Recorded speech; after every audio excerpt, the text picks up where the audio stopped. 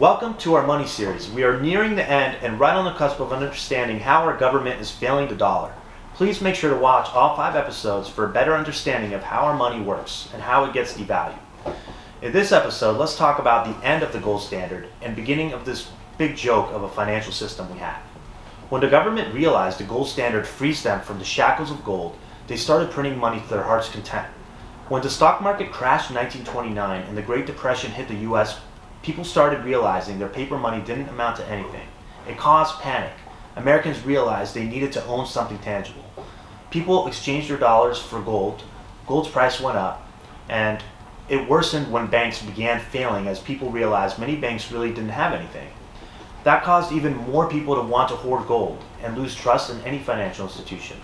It became so bad that by March 6, 1933, President Franklin D. Roosevelt closed the banks in response to a run on the gold reserves at the Federal Reserve.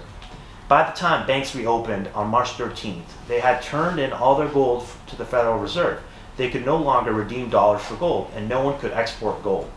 Yes, the government literally forced people to hold on to pieces of paper backed by nothing. April 20th, 1933, FDR ordered Americans to turn in their gold in exchange for dollars to prohibit the hoarding of gold and the redemption of gold by other countries. This action created gold reserves at Fort Knox. The U.S. soon held the world's largest supply of gold. By 1934, the U.S. government revalued gold from $20.67 per ounce to $35 per ounce. This meant that the U.S. dollar also rose in value. This effectively allowed the U.S. to corner the gold market. And this the government liked.